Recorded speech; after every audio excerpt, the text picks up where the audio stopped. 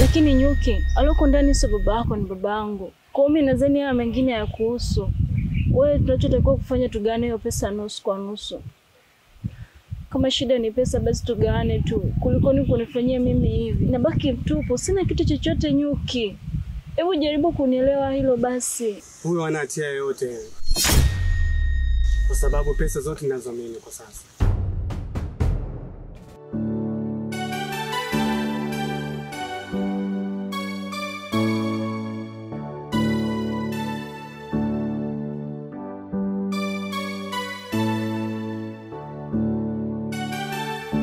Dunia inanifunza, dunia inanifundisha, dunia inanifunza. Haukiamini ninachokiona. Ilo kweli ndio kaka. Nimefanya hiki kudhihirisha ukweli wa siku zote ambao nilikuwa nataka kukuambia. Kaka, Naina ndio karibu kila kitu kwenye maisha yangu. Kwa baba, mahali, ushawishi, kunitenganisha na familia yangu. Niliumia sana pale ulipoona mimi nafanya makosa. Lakini mimi ni mtumiwa wa kwanza. Na huyu ni mtumiwa wa pili. Nisamehe sana mdogo wangu. Umefanya kila kitu kuhakikisha kwamba una prove kwamba una makosa. Nimeona.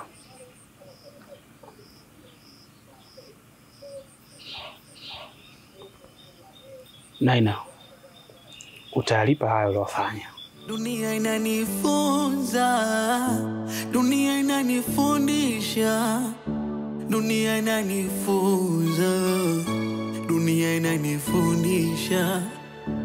Nimejijengea kaburi, nimejijengea tanuri. Halo?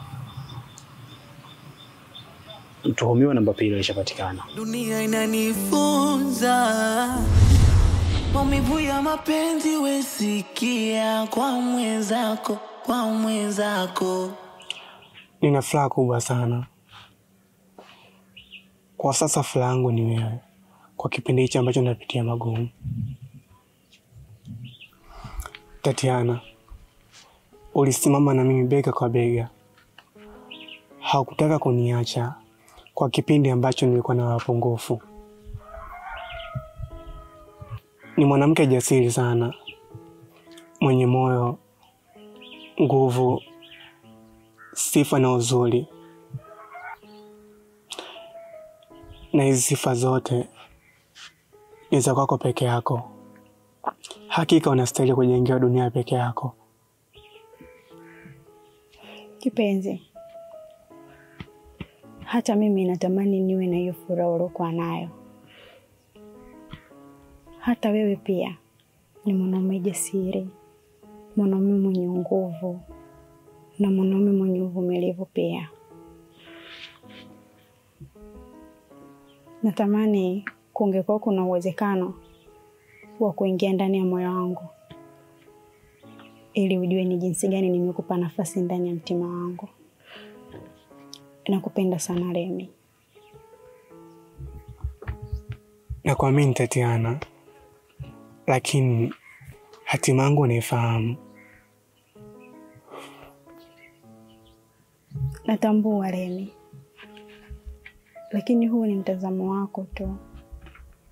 Mbona kila kitu kipo sawa? Tatiana, najua unanifariji tu. Lakini sidhani kama naweza kutoboa hii safari. Remi, wala usijali. Tutafika tu. Na nina imani hautafungwa. Utakuwa na mimi maisha yangu yote, si ndio? Moyo umebeba fumbo fumbua, mimi kipofu fimbo umechukua. Kwenye kurasa kitabu fungua, tupendane mimi na wewe, nakupenda.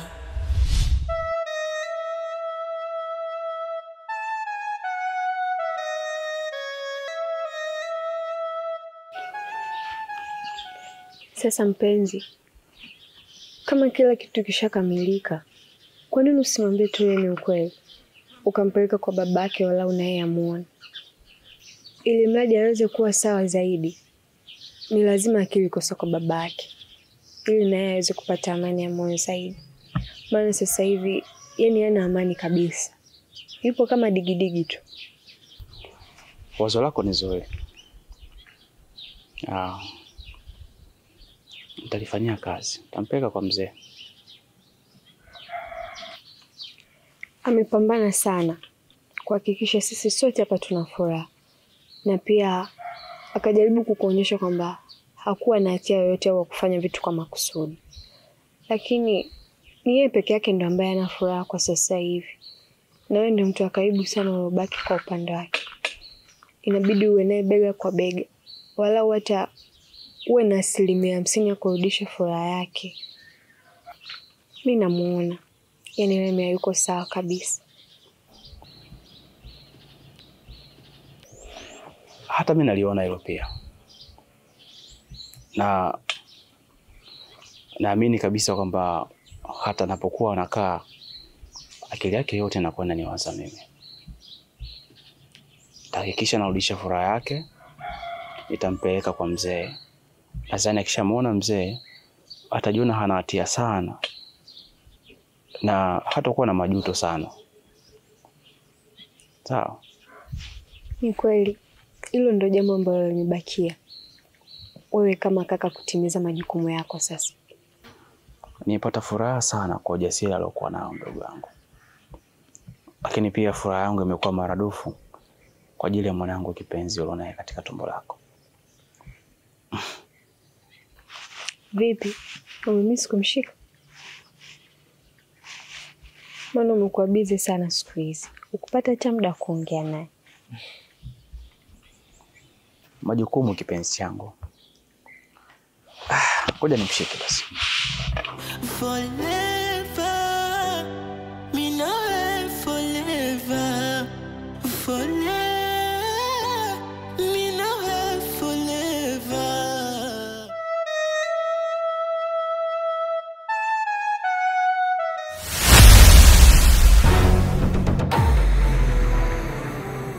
Tumeshamalizana.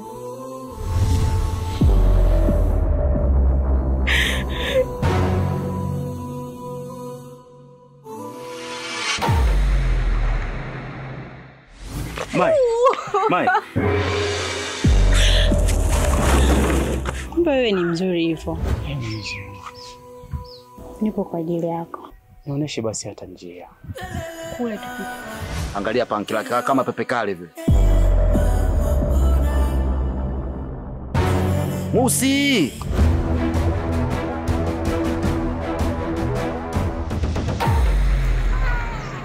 Sitazame kasoro ila furaha nayopata kwako.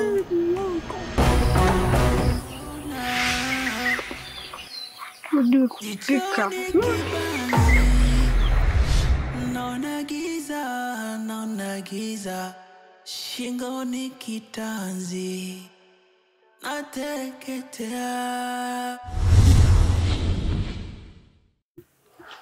Kaka, niliamini kwamba watu wafupi wagawana akili, lakini wewe ni mtu mfupi wa kwanza ambao mwenye maarifa. I say, kwa mengi ambao umefanya kwa pande wangu, unastahili kupata sifa. Wewe ni mtu bora sana. Yaani kama ningekuwa na uwezo, ningefanya kitu kikubwa sana kwa upande wako Michosho. Sema kwa kuwa sina uwezo mkubwa sana kivile, ndio maana tunabaki tunaishi tu mimi kawaida kiasi hicho. Lakini kama ningekuwa na uwezo, usingishi Tanzania, ungeshi Marekani huko. Usijali ndugu yangu. Yaani yote nimeyafanya kwa sababu yako. Na umezungumzia kwa watu wafupi, ulikuwa unajua hawana akili. Ila nikwambie kitu, mimi ndio mtu mfupi mwenye akili kuliko wote duniani. Hilo la kwanza. La pili, katika watu ambao wenye akili binadamu tuko wawili tu. Mimi na pamoja na Yesu Kristo.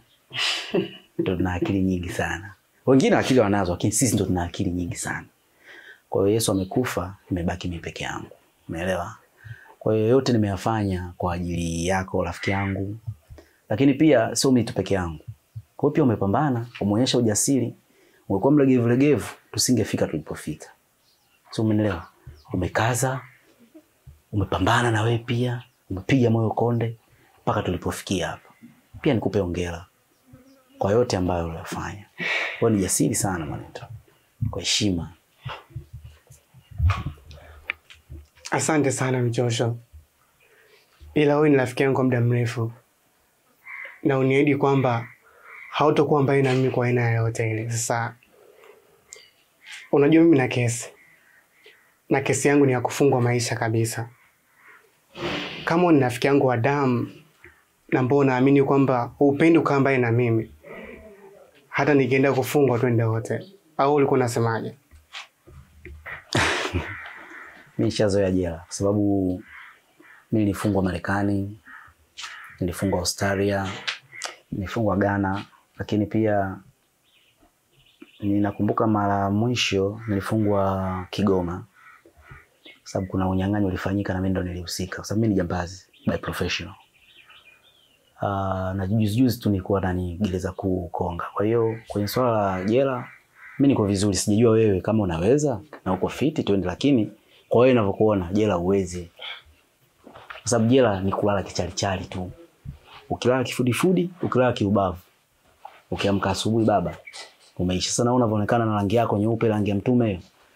Afu mimi kule jela na namba 8, yani kuanzia namba 8 jela mimi na namba. Au ni sawa na 26 sio 43 mimi yangu namba 8. Kwa hiyo nakuonea huruma wewe. Alafu ili jumba linapostatiana. Bwana bonge la jumba sio poa. Ndio statiana hapa Mchosho. Nyumba yake. Lakini leo mvaa mapigo tofauti sana. Una muonekano tofauti pia. Umependeza. Inaitwaje? Hapa inaitwa Chila Mwina. Style yangu leo inaitwa Chila Mwina. Wewe ushazoea nani? Ushazoea na kupepe na doskodala. Hapa Chila Mwina. Rafiki yangu wewe Mchosho kweli Mchosho, unachosha. Wacha nikuacha, mimi nimechoka, ngoja niingie ndani. Fresh basi hamna noma poa. Siku nyingine bwana.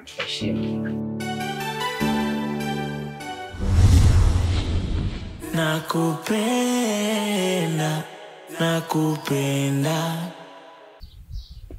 Nitamani dumishe furaha kwa muda mrefu sana. Na wala sikutaka kukata tamaa. Pale nilipohisi kwamba mimi nashindwa. Kaka, moyo msafi ni ule ambao ulotakata. Sikutaka kuwa mchafu mbele yako. Na ndio maana nikaona sio mbaya nithibitishe mbele yako. Kuwa huru. Chochote ambacho utaamua kuhusu mimi, wewe fanya tu. Mimi ni mkosefu kwa sasa. Na wala siwezi kukupangia chochote kile ambacho utaamua. Naumia kama jinsi unavyoumia wewe mdogo wangu. Na laiti kama ningefahamu kama umetumia nguvu nyingi sana kulifanikisha hili, wala singejitokeza haya. Nimeona ujasiri ambao umeonyesha. Dhahiri inathibitisha kwamba nimekusamehe kutoka moyoni. Remi, ngoja nikwambie ukweli ambao ulikuwa hufahamu.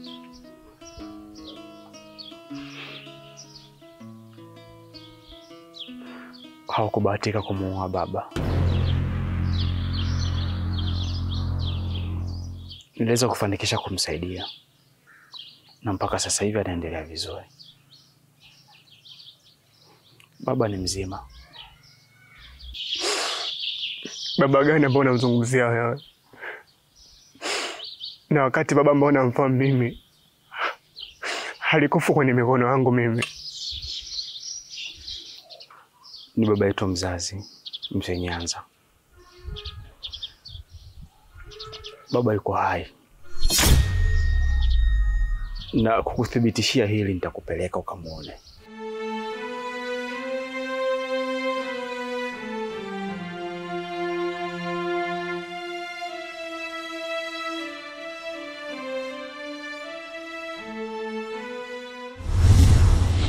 dunia inanifunza, dunia inanifundisha. Alinielezea kila kitu hapo awali, ila kwa sababu tayari kashamthibitishia kaka yake, sidhani kama kuna shaka kuhusu hilo. Ni kweli, ila Lemi kafanya ujasiri mkubwa sana, kwa sababu mimi mwenyewe sikutegemea kama mtakaa na siri kwa muda mrefu sana. Hata sio kwa muda mrefu, ameniambia kwa kipindi kichache sana, lakini ndo alikuwa na mipango yake mwenyewe binafsi. Kashalidhibitisha kwa hili, alafu pia kashamwaminisha kaka yake kila kitu. Nafikiri kwa sasa Lemi ana furaha kwa sababu tayari kashamwambia kila kitu kaka yake. Lakini kwenye swala la kukamatwa, sidhani kama tutaliepuka hili. Sijui kwa kweli Tatiana. Yaani sijui kama tunaweza kuliepuka hili. Kwa sababu mimi mwenyewe nilikuwa natamani sana awe na furaha na pia awe huru. Nitafanya kadri niwezavyo. Kama atakamatwa, nitafanya jinsi ambavyo kama kuna uwezekano kumwekea dhamana kwa kipindi ambacho nitakuwa peke yangu. Kama itawezekana itakuwa ni jambo zuri sana. Kwa sababu makosa ni machache mno. Hata hivyo anaweza kuzungumzika. Kikubwa ni tuombe Mungu tu yasije kafika mbali. Nampenda sana Lemi. Najikaza tu kwa sababu mimi ni mwanamke ili nionekane kuwa jasiri zaidi. Lakini hili swala linanifanya nikose amani na kutokupata usingizi kabisa. Pole sana dada yangu. Nitahakikisha kila kitu kinakuwa sawa ili furaha yako irudi.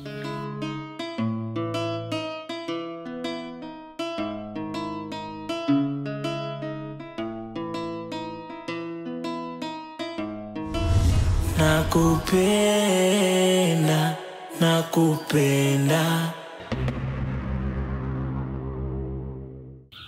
Bwana, jambo hili kwa kweli ni gumu kidogo, na sasa hivi bado tunaendelea na upelelezi. Na kama tunaendelea na upelelezi, kwa hiyo naona hatua kali za kisheria bado zinafuatiliwa. Na mpaka sasa tushafuatilia hilo swala, uchunguzi ushakamilika. Kwa hiyo tumekuja kwako kwa ajili ya kuweza kukamilisha zoezi hili. Ndio bwana mkubwa. Sasa kwa hiyo tuna shida ya kuweza kumpata bwana Lemi kwa ajili ya uchunguzi zaidi. Sisi tunampataje?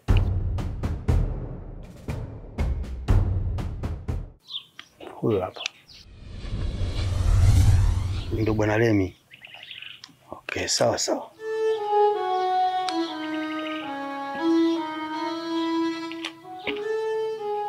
Bwana Lemi, karibu bwana. Karibu, sogea, karibu.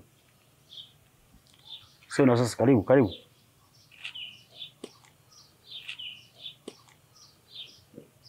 Bwana Lemi, habari yako? Mimi naitwa Sergeant Kazingoma, natokea kituo cha polisi cha Kati. Tumekuja hapa kwa ajili ya kufuata wewe, nipo na askari mwenzangu hapa. Sasa kwa hiyo bwana, ukiachilia bila shuruti, uko chini ya ulinzi kwa ajili ya kuweza kufikishwa kituo cha polisi. Tulia kama ulivyo. Tulia kama ulivyo.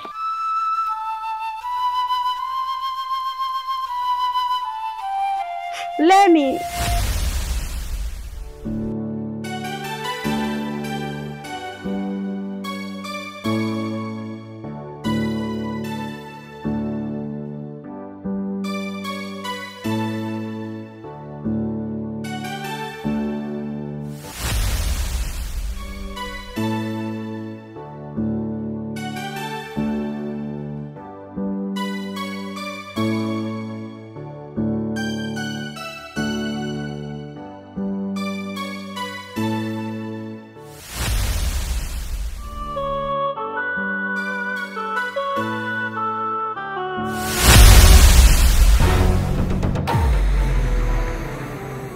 Tumeshamalizana.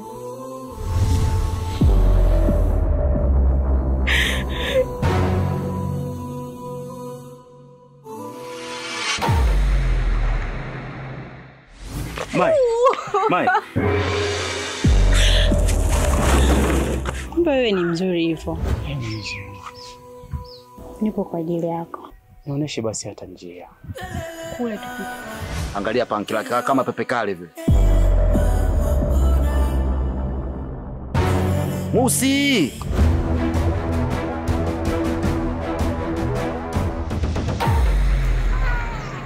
Sitazami kasoro ila furaha nayopata kwako.